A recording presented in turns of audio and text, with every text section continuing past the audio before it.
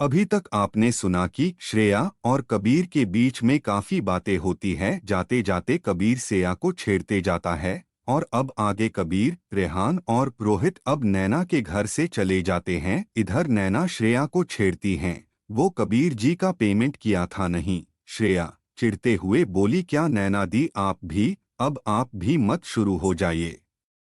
एक लोग कम है जो अब आप भी शुरू हो गई। मैना श्रेया को गले लगाते हुए कहती है, अरे मैं तो बस यूं हो बोल रही। नैना श्रेया से कहती है, ज्ञापता नहीं क्यों ऐसा लगता है कि कबीर जी तुझे पसंद करते हैं। श्रेया हंसते हुए, कुछ भी दी आप भी पता नहीं क्या क्या सोचती रहती है। रात में सब अब डिनर करके अपने अपने रूम में चले जाते हैं। तभी श्रेया अपने रूम में जाती है और सोने की कोशिश करती है, लेकिन जैसी ही वह अपनी आंखें बंद करती है वैसी ही उसे कबीर जी का चेहरा नजर आता है और उसकी आंखें फिर से खुल जाती है। ऐसी ही काफी देर तक श्रेया परेशान रहती है। वो कभी अपने बालकनी पे जाती तो कभी किताबें पढ़ती, पर कबीर जी का चेहरा और उसकी आवाजें सुनाई देना बंद नहीं होती है। फिर श्रेया के फोन की बेल बजती है। रात के 12 बजे रहे थे। दर का तो अननोन नंबर था। श्रेया ने कॉल कट कर दिया। उधर से फिर से कॉल आता है।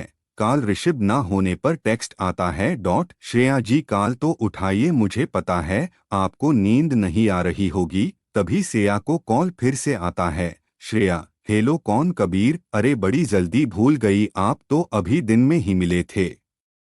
अच्छा कबीर जी, इतनी रात को कैसे याद किया? कबीर, अरे बस नींद नहीं आ रही थी तो हम कहे लाओ आपको फिर से याद दिला देते हैं। श्रेया और कबीर काफी देर तक बातें करते रहे। बात करते करते दोनों को नींद आने लगती है। श्रेया, ठीक है कबीर जी, चलिए अब सो जाइए, गुड नाइट। ऐसे ही कुछ दिन तक उन दोनों की बातें होती रही। वो दोनों अब काफी हद तक एक दूसरे को जानने लगे थे। श्रेया को भी कबीर का साथ अच्छा लगने लगा था। जिस दिन उन दोनों की बातन ही होती थी वो दोनों एक दूसरे को काफी करते थे।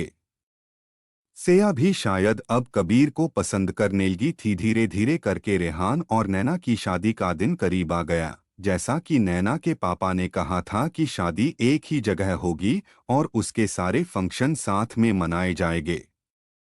इस हिसाब से अब रेहान, कबीर और रोहित अब नैना के घर आ जाते हैं। धीरे धीरे सारी तैयारियां शुरू हो जाती हैं। कबीर और नैना भी एक दूसरे के साथ काफी टाइम स्पेंड करने लगते हैं। एक दिन कबीर सोचता है कि भाई अब मुझे है श्रेया को प्रपोज करना होगा। रोहित की हेल्प से ऊपर टेरेस की डेकोरेशन करवाता है और सारे अरेंजमेंट्स करता है जिससे वो अपनी दिल की बात श्रेया को बता सके। नैना श्रेया को ऊपर टेरेस पर लेकर जाती है। वहां वो पहुंचकर ये सब देखती और सरप्राइज हो जाती है। तभी कबीर अपने हाथों में गुलाब का गुलदस्ता लेकर आता है और अपने घुटनों के बल बैठकर श्रेया को प्रायोज करता। I just only tell one thing, I love you so much from the first day of our meeting. Shreya ये सब देखकर काफी डर जाती है कि वह क्या कहे। कबीर, श्रेया तुम्हें मैं अपनी जीवन संगनी बनाना चाहता हूँ और यही हमारा बजट है जिसे तुम्हें पूरा करता है। कबीर हंसते हुए बोलता है। श्रेया, कवि ये सब क्या है हमारे बारे दी? जीजू ये सब क्या सोच गए? तभी पीछे से सारे घर वाले आ जाते हैं। नैना के पापा, बेटा कोई कुछ नहीं सोचेगा, हमें सब पता है। कबीर ने मुझे पहले ही बता दिया था और तुम्हारा हाथ हमसे मांग लिया था। श्रेया हाँ में सिर हिलाते हुए ये देखकर कबीर ने श्रेया को अपनी गोद में उठा लिया और घुमाने लगा। नैना के पिता, चलो अब एक पंथ दो काज हो जाएगा। तब शादी की खुशी दोगुनी हो गई। तब कबीर और रेहान की शादी हो गई दोनों बहनों के साथ। इसी के साथ ये कहानी यही समाप्त होती है। अगर आपको मेरी ये कहानी अच्छी लगी हो तो मेरे चैनल को लाइक, शेयर और सब्सक्राइब करें। धन्यवाद।